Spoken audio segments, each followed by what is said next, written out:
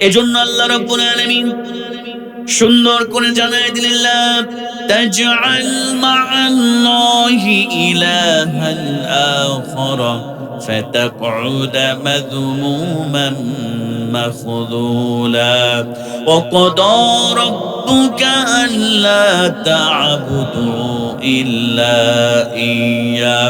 আল্লাহ রাব্বুল আলামিন সুন্দর করে জানায় দিলেন, ও আমার গোলামেরা, আল্লাহর সঙ্গে কাউকে শিরিক করো না, আল্লাহর সঙ্গে কাউকে শরীক করো না, তাহলে তুমি নিন্দিত এবং তাহলে তুমি অসহায় হয়ে পড়বে। কেবলমাত্র একমাত্র গোলামি হবে, দাসত্ব হবে একমাত্র আল্লাহর জন্য, অন্য কারোর জন্য নয়। জোরে বলেন সুবহানাল্লাহ। আমার মুসলমান ভাইরা, বিশ্বনবী সাল্লাল্লাহু আলাইহি ওয়াসাল্লাম মেরাজ থেকে এসে এক নম্বরে কর্মসূচি দিলেন, আল্লাহর সঙ্গে কাউকে শরীক করা যাবে না, আল্লাহর সঙ্গে কাউকে সমকক্ষ সাব্যস্ত করা যাবে না। ও মুসলমান কলিজার টুকরা প্রিয় ভাইরা, এই দুনিয়াতে আপনি অনেক আমল করেছেন, অনেক নামাজ আপনি পড়েছেন, আপনি অনেক তাহাজ্জুদ পড়েছেন, অনেক জিকির করেছেন, অনেক আল্লাহ পাকের ইবাদত বন্দেগী আপনি করেছেন, কিন্তু আপনি যদি আল্লাহর সঙ্গে যদি আপনি শিরিক স্থাপন করেন, আল্লাহর সঙ্গে আপনি যদি কাউকে সমকক্ষ সাব্যস্ত করেন, আল্লাহ পাক রব্বুল আলামিন আপনি যতই আমল করেন না কেন, আল্লাহ পাক রব্বুল আলামিন কখনোই আপনাকে মাফ করবে না। জোরে বলেন নাউজুবিল্লাহ। এজন্য আমার মুসলমান কলিজার টুকরা প্রিয় ভাইরা, আল্লাহ রব্বুল আলামিন বলেন, ইন্নাল্লাহা লা ইয়াগফিরু আন ইউশরাকা বিহি ওয়া ইয়াগফিরু মা দুনা যালিকা লিমান ইয়াশা। জোরে বলেন আল্লাহু আকবার। আল্লাহ রাব্বুল আলামিন বললেন, বান্দারে শোনো শোনো, আল্লাহ পাক সুবহানাহু ওয়া তাআলা ঘোষণা করলেন, শিরিক ব্যতীত তোমার আমলনামায় যতই গুনাহ থাকুক না কেন, বান্দারে, তুমি নামাজ পড়ো নাই, তুমি রোজা করো নাই, তুমি হজ করো নাই, যাকাত দাও নাই, ও বান্দা, তোমার আমলনামায় যদি শিরিক না থাকে, আমি আল্লাহ পাক সুবহানাহু ওয়া তাআলা ইচ্ছা করলে তোমার জীবনের সব গুনাহ মাফ করে দিব। কিন্তু আমি আল্লাহ পাক রব্বুল আলামিন শিরিকের গুনাহ আমি আল্লাহ পাক মাফ করব না। জোরে বলেন নাউজুবিল্লাহ। আমার প্রিয় ভাইরা, বিশ্বনবী মুহাম্মদুর রাসূলুল্লাহ সাল্লাল্লাহু আলাইহি ওয়াসাল্লাম মেরাজ থেকে এসে সাহাবায়ে কিরামদেরকে প্রথমেই আল্লাহ পাকের তাওহীদের ঘোষণা, আল্লাহ পাকের তাওহীদ বোঝালেন যে আল্লাহর সঙ্গে কাউকে শিরিক স্থাপন করা যাবে না, আল্লাহর সঙ্গে কাউকে সমকক্ষ সাব্যস্ত করা যাবে না। যদি শিরিক করি, যদি ঈমানকে ঠিক না রাখি, তাহলে আল্লাহ পাক সুবহানাহু ওয়া তাআলা আমাদেরকে জাহান্নামের মধ্যে পাঠিয়ে দিবে। জোরে বলেন নাউযুবিল্লাহ।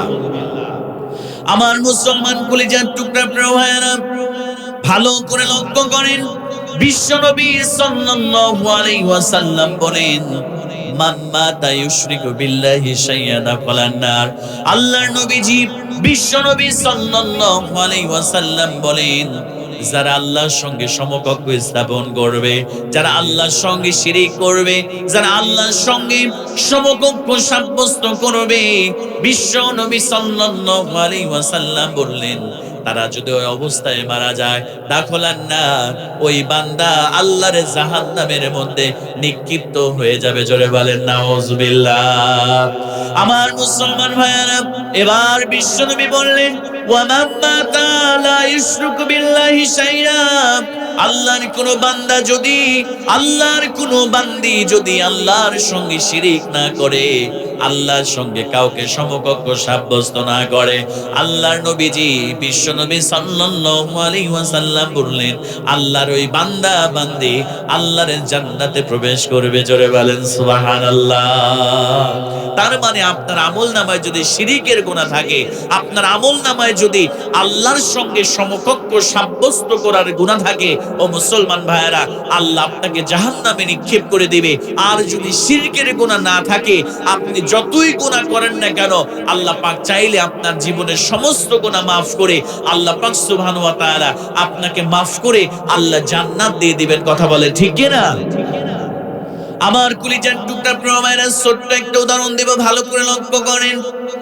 যারা আল্লাহকে সিজদা দেওয়ার জন্য আল্লাহ পাক রব্বুল আলামিন কুরআন আল কারীমের মধ্যে বলেছেন, বান্দারে তোমরা আমাকে সিজদা করো। এই পৃথিবীতে কোনো মানুষের পায়ে, কোনো পীর সাহেবের পায়ে, কোনো মাজারে, কোনো কবরে সিজদা দিও না। আল্লাহ পাক সিজদা দেওয়ার জন্য আমাদেরকে তিনার পায়ে নির্দেশ দিয়ে দিয়েছেন। আমার প্রিয় ভাইরা, আপনি যদি এখন সেই সিজদাকে কোনো মানুষের পায়ে দিয়ে দেন, আপনি যদি সেই সিজদা, আল্লাহ পাক ইবাদত পাওয়ার যোগ্যতা একমাত্র আল্লাহ পাকের রয়েছে। আমার প্রিয় ভাইরা, আপনারা যদি সেই সিজদা কোনো পীরের পায়ে দেন, কোনো মাজারে গিয়ে, কোনো কবরে গিয়ে দেন, আল্লাহ পাক সুবহানাহু ওয়া তাআলা ডাক দিয়ে বলে, বান্দারে যে ইবাদত করার জন্য আমি তোদেরকে বানালাম, ওমা খলাকতুল জিন্না ওয়াল ইনসা ইল্লা লিয়াবুদুন, ও বান্দা আমি জিন জাতি এবং মানুষ জাতিকে একমাত্র কেবলমাত্র আমার ইবাদত করার জন্য বানিয়েছি।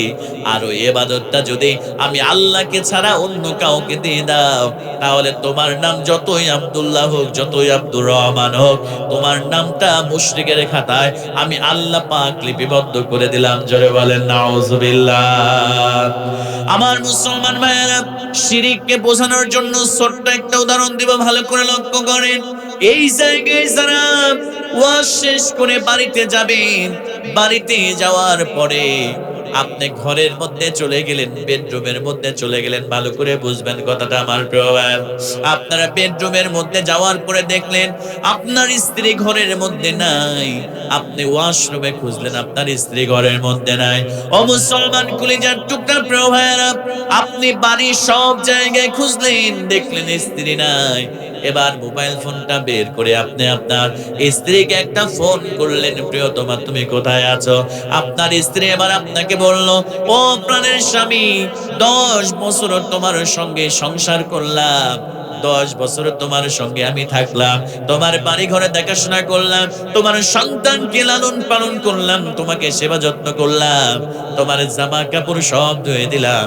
একটা রাতের জন্য আমি পাশের বাড়ির আব্দুর রহমানের সঙ্গে আমি রাতটা থাকতে চাই, সকাল বেলা আমি আবার তোমার বাড়িতে চলে আসবো। জোরে বলেন নাউজুবিল্লাহ।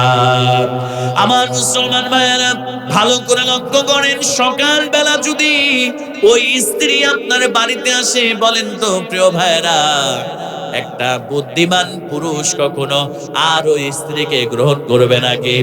কথা বলেন না কেন গ্রহণ করবে নাকি?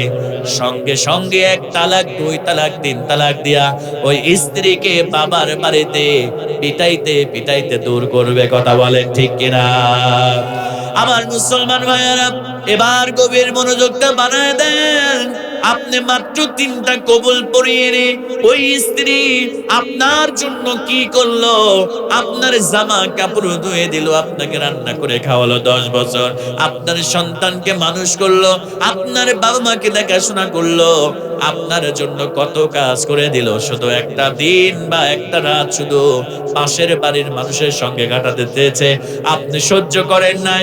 আর যে আল্লাহ পাক রব্বুল আলামিন আপনাকে মায়ের পেটের মধ্যে 10 মাস 10 দিন, যে আল্লাহ পাক আপনাকে মায়ের পেটের মধ্যে আপনাকে অক্সিজেনের ব্যবস্থা করলো, আল্লাহ রিজিকের ব্যবস্থা করলো, দুনিয়াতে আসার পরে আপনার বয়স 40 বছর, 50 বছর, 60 বছর, যে আল্লাহ আপনার জন্য রিজিক দিল, যে আল্লাহ আপনার জন্য অক্সিজেনের ব্যবস্থা করলো, আপনি যদি সেই আল্লাহর ইবাদত না করে, সেই আল্লাহকে আপনি যদি সিজদা না দিয়ে, আপনি যদি কোনো পীরের পায়ে সিজদা দেন, আপনি যদি কোনো মাজারে সিজদা দেন, আপনি যদি কোনো কবরস্থানে সিজদা দেন, ও মুসলমান ভাইরা, আল্লাহ পাক সুবহানাহু ওয়া তাআলা ডাক দিয়ে বলে, বান্দারে তোর নাম যতই আব্দুর রহমান হোক, তোর নাম যতই আব্দুল্লাহ হোক, আমি আল্লাহ নারাজ হয়ে গিয়েছি, আমার সঙ্গে বড় ধরনের জুলুম তুই করে ফেলেছিস, যা রে বান্দা যা, আমি মুশরিকের খাতায় তোর নামটা উঠাই দিলাম, আর আমার বান্দা থেকে আমি আল্লাহ তোকে 1 তালাক, 2 তালাক, 3 তালাক দিয়া আমার বান্দা থেকে তোর নামটা আমি কেটে দিলাম। জোরে বলেন নাউজুবিল্লাহ। তার মানে মুসলমান কলিজার টুকরা প্রিয় ভাইরা, একমাত্র কেবলমাত্র ইবাদত করতে হবে একজনের জন্য। আওয়াজ দিয়ে বলেন তো তিনি কে? আল্লাহর ইবাদত করতে হবে, আল্লাহর সঙ্গে অন্য কাউকে শরীক স্থাপন করা যাবে। ইন্না শিরকা লা যুলমুন আযীম, আল্লাহ পাক সুবহানাহু ওয়া তাআলা বলেন যে শিরিক হচ্ছে বড় ধরনের জুলুম। আর যারা শিরিক করবে আল্লাহ পাক সুবহানাহু ওয়া তাআলা তাদের তিনটা শাস্তি দিবে। সবাই বলেন তো কয়টা শাস্তি দিবে? আওয়াজ দিয়ে বলেন কয়টা শাস্তি দিবে? আমার মুসলমান ভাইয়েরা গভীর মনোযোগ, ঈমানকে খালিস করেন। আপনার আমল যদি কম হয় কোনো সমস্যা নাই, আপনার আমল যদি কোনো ত্রুটি বিচ্যুতি থাকে কোনো সমস্যা নাই, আপনার আমলের মধ্যে যদি শিরক থাকে, আপনি পাহাড় সমপরিমাণ আমল করে ওই আমল কখনো আপনার আল্লাহর দরবারে গ্রহণযোগ্য হবে না। কথা বলেন ঠিক কিনা? আর আপনার আমল নামা যদি কম হয়, আপনার আমল নামায় খুব বেশি আমল নাই, কিন্তু আপনি যদি শিরিক মুক্ত ঈমান আর শিরিক মুক্ত ইবাদত যদি করতে পারেন আমার প্রিয় ভাইয়েরা, আপনার অল্প আমলই আপনার নাজাতের জন্য যথেষ্ট হয়ে যাবে। জোরে বলেন সুবহানাল্লাহ। আমার প্রিয় ভাইয়েরা, যারা শিরিকে লিপ্ত হয়ে যায়, শিরিক করলে আল্লাহ তিনটা শাস্তি তাদেরকে দান করবেন। এক নম্বর শাস্তি হলো আমার মুসলমান কলিজার টুকরা ভাই, যারা শিরিক করবে আল্লাহ পাকের ক্ষমা থেকে তারা বঞ্চিত হয়ে যাবে। জোরে বলেন নাউজুবিল্লাহ।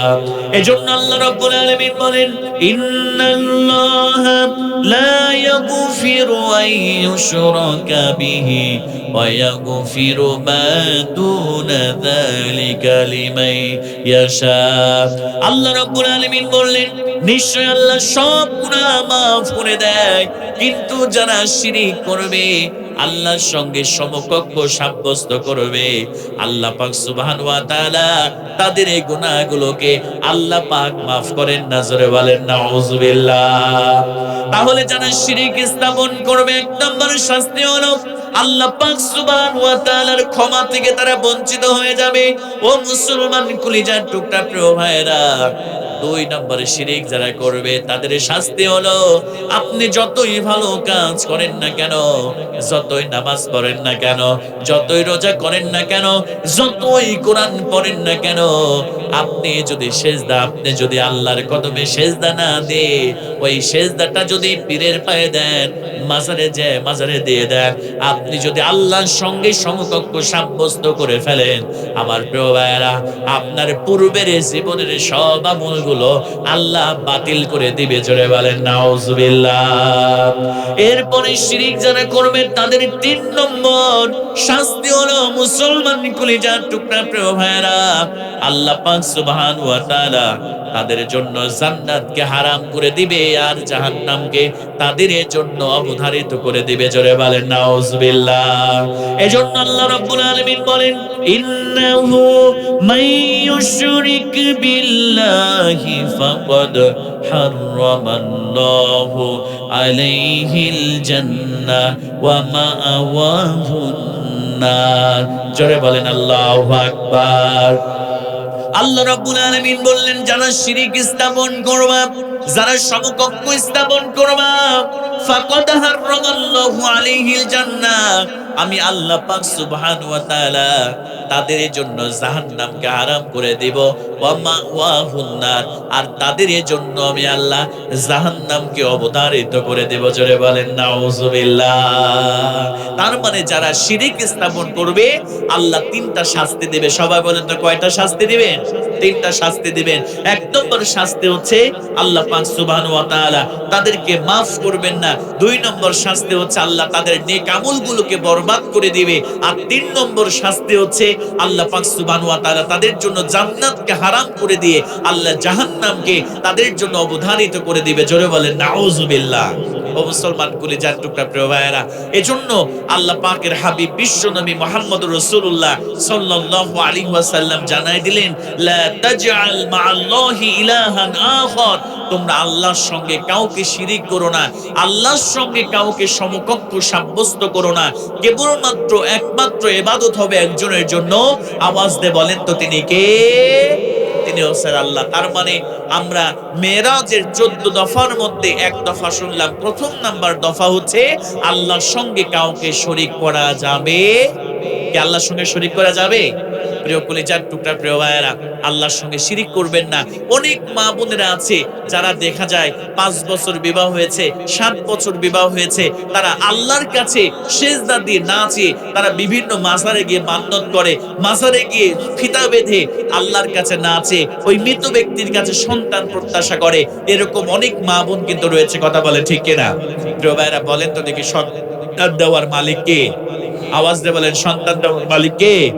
ইয়াহাবু লিমান ইয়াশাউ ইনাসা ওয়া ইয়াহাবু লিমান ইয়াশাউ যুকুর আও ইউযাউযুহুম যুকরানা ওয়া ইনাসা।